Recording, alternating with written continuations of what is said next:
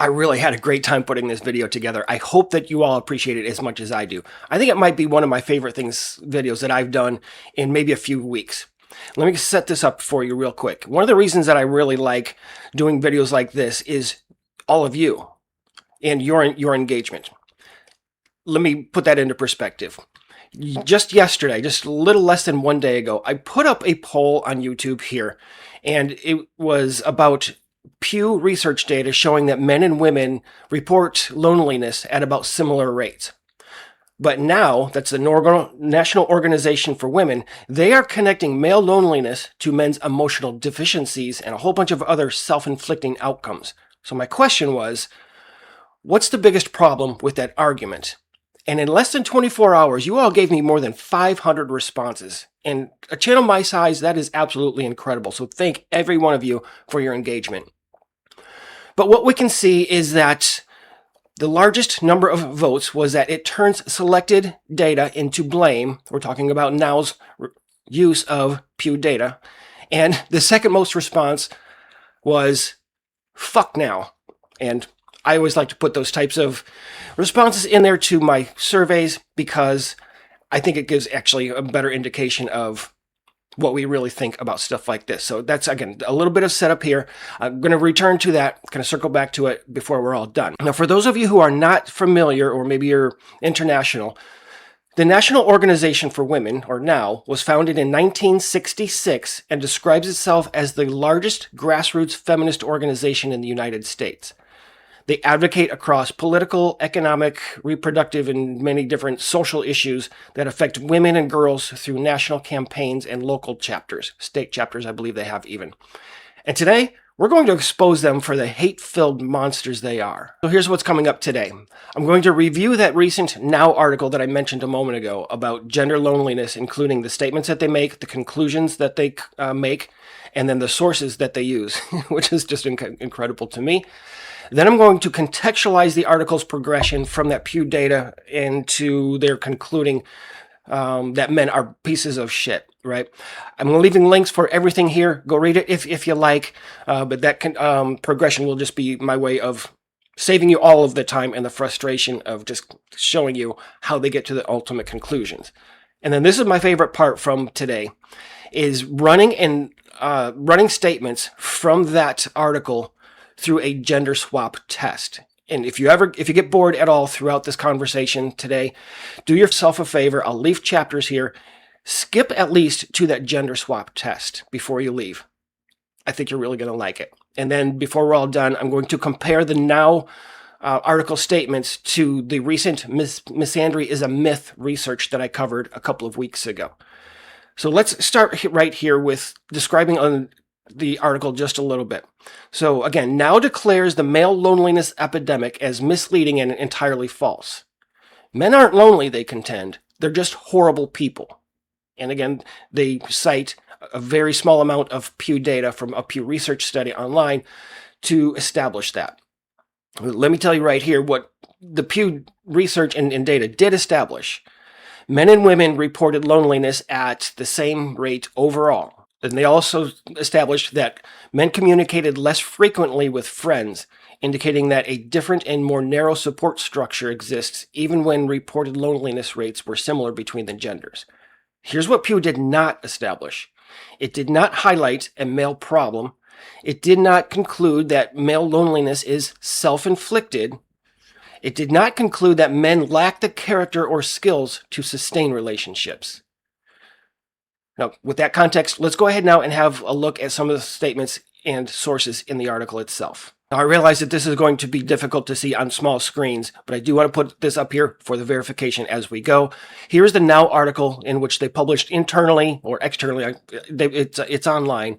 They published this on January 7, 2026, and the title is A New Era of Dating.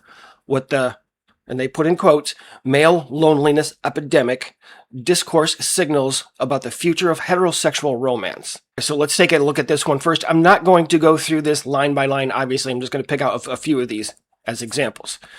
Here's a statement right here that they write, suggesting that some women's choices not to date men are responsible for the collective happiness of men completely delegitimizes women's autonomy and ultimately promotes culture. So us not wanting to be with women is part of culture, or suggesting that women's choices is a reason for us to be unhappy in relationships. That's culture.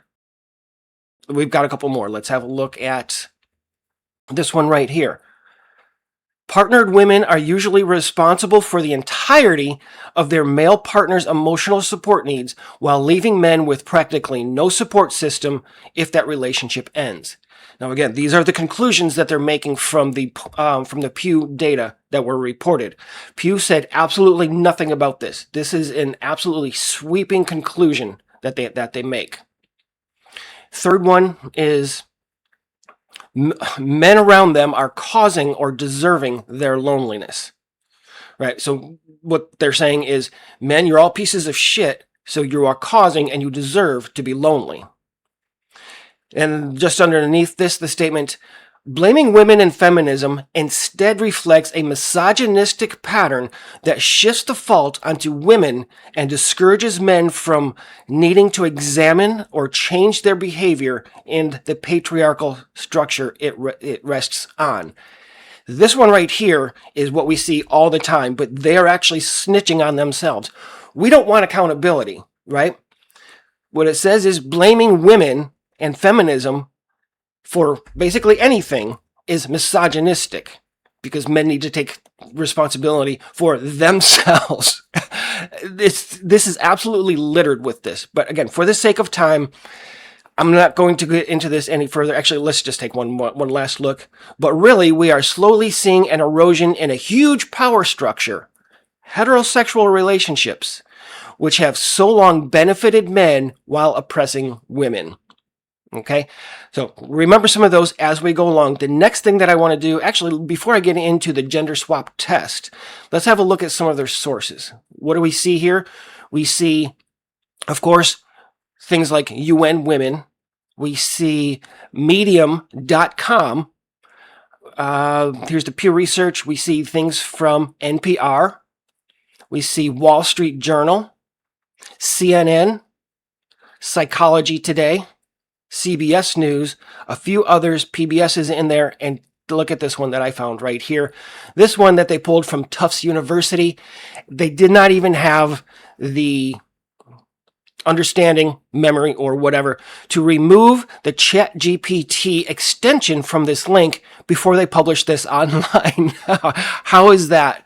So we know that this entire thing just came all the way from whatever ChatGPT writing, whatever, to put this together. And maybe that's no wonder we're seeing it being so man-hating in here if it comes from ChatGPT. It's just feeding them what they want to hear. But I did think that that was incredibly funny that they didn't even have the time, the understanding, the patience, or whatever, the editing skills to make sure that they removed any references to ChatGPT in here. All right, let's go ahead and take, again, this is my favorite part right here. Let me switch cameras here for just a moment, switch screens, and we're going to do that gender swap that I mentioned. Be right back. And this is the first one that I want to take a look at right here. What you can see on screen is that I've taken original statements from the article, this one right up here, and then I've gender swapped them, switching man for woman, different femininity for masculinity, things of those natures. That's all I did, was change those things right here. This, as you can see, the original statement in the article, this is the paragraph that begins, yet many men appear unwilling to take responsibility. I'm going to take the gender swapped version of that. I'm going to copy it. I'm going to put it into the old Google machine. All right, so I'm actually going to use an incognito window right here, just in case there's any contamination with Google remembering any previous searches or anything like that I've done. But again, I'm taking this sentence in the article that begins, yet many men appear unwilling to take responsibility. I'm taking the gender swapped version of that. I'm going to copy it. All right, so for this one, we see, yes, this text contains elements of misogyny. It tells us that there's victim blaming, there's negative stereotyping, it's labeling female behavior as off-putting, violent, and emotionally flawed.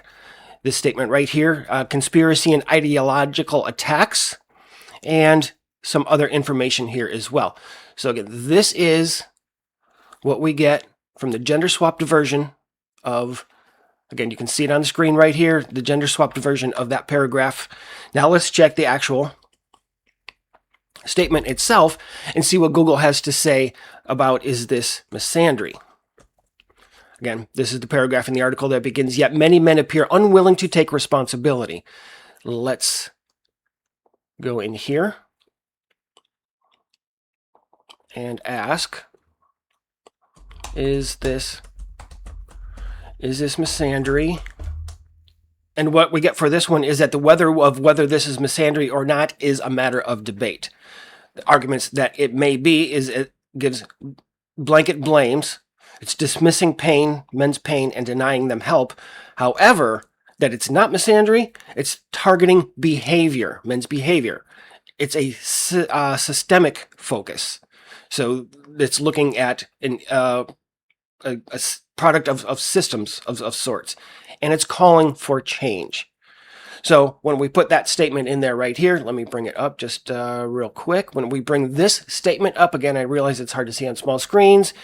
When we put this up between the men and women, yes, it's misogynistic. Is it misandry?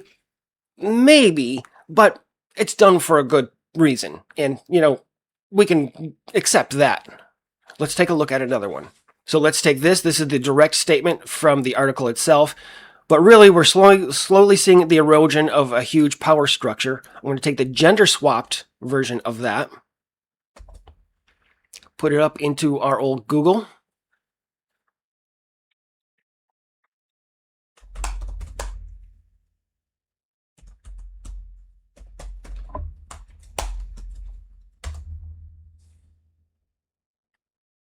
And what we can see is when we swap the genders on that one, yes, that quote expresses anti-feminist, and revisionist viewpoint.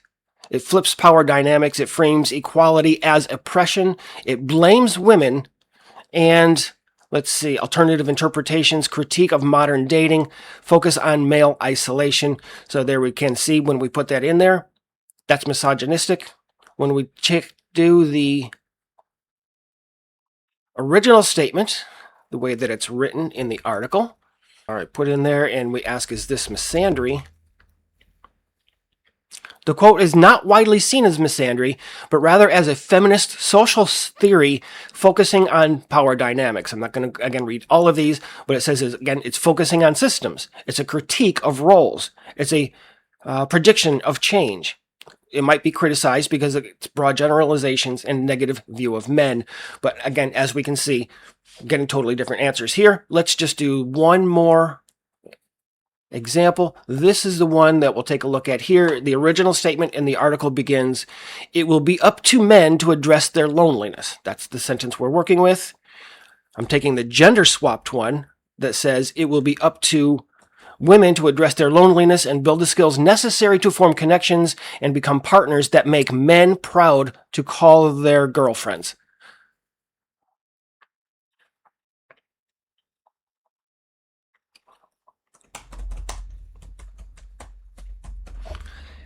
And we're going to ask, is this misogyny? Yes, that statement is misogyny, specifically because it blames women for social issues, holds them to unfair double standards, and treats the problem as objects to please men. It blames women only, it reduces women's worth, and it uses unfair standards. Let me put up real quick then the actual statement, the way that it was written, and we will have a look. Is this misandry? No, the statement is not misandry because it does not express hatred, contempt, or prejudice against men. Instead, it challenges men to grow, to build social skills, and to improve their relationships. How many fucking times do we have to go through this? I mean, listen, I love making these videos.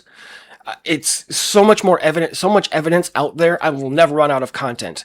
And I hope that all of you find the value in this, right? When it's women bashing men and saying they're fucking childish, they're pieces of crap, they need to grow up. Oh, well, that's fine because that's focusing on men's growth. It's a goal for connection. There's no hate in there. It's just a critical view, y'all. Don't worry about that. And it's a supportive view. We want to help these guys. But that statement for men, let me just put this up again here real quick so we remember exactly what we're dealing with. The statement is, the original statement, it will be up to men to address their loneliness and build the skills necessary to form connections and become partners that make women proud to call their boyfriend. That's the statement that we put in there. I know I'm hammering on this a little bit, but I like to do this sometimes just to make sure we're getting the full context and full understanding. That is not misandry. It is, however, so I'm going to just use my back button here. Yes, that statement is widely considered misogynistic. So let me just bring up my headshot here again. Dude, I don't even know where to go at this point. Let me know if you're surprised. Anything else? Please share this video, share this information with somebody who still thinks that there aren't double standards going on. If you've been around for a while, you'll maybe have even noticed I intentionally avoid talking about outright double standards. I give the information, kind of contextualize it a little bit, but here I will outright say that this is an absolute double standard. Now I could talk all day about that, but let me just move on to this. Some of you have already seen this video that I'll put an image up right here and a link up in the corner as well, in which I broke down an article that came to the conclusion that misandry is a myth. Now you tell me, is misandry a myth after what we just saw and read from this article, from this N.O.W. article? Let me actually go back here. This article right here and what we found when we asked, is this misogyny? Is this misandry? Is misandry really a myth at this point? These poll results that I spoke about at the beginning of this video, one of the things I think that this really shows, and one of the reasons that I like, let me make this a little bit bigger, putting the option in here about fuck now is, again, this is why men are walking away. This is why we're leaving. These women and organizations like N.O.W. are so absolutely insufferable. There's nothing, guys, that you can do right. So when I put a response like fuck now up in the results like this, that's me anticipating that a lot of you are going to have feelings and responses and thoughts along the lines of, you know what, I don't even fucking care. All of those stupid people over there, they can do whatever they want. I got my own stuff going on over here. They're not even understanding at all why men are walking away, why we're not wanting relationships. I'm talking mostly about relationships as opposed to other institutions at this point. But no, you're not in a relationship, so now they got to go publish and print stuff like this that we've just reviewed. How absolutely ridiculous is this? I mean, I could vent and talk about that forever. I really want to know what you think. Probably a lot of you not surprised. I understand. The more I do it, things like this, the more frustrated really I do get. But I'm going to continue exposing it as much as I can. Thank you all. Seriously, I know it's kind of a tagline at this point, but when I say this, I really, really mean it. Be very careful out there, guys.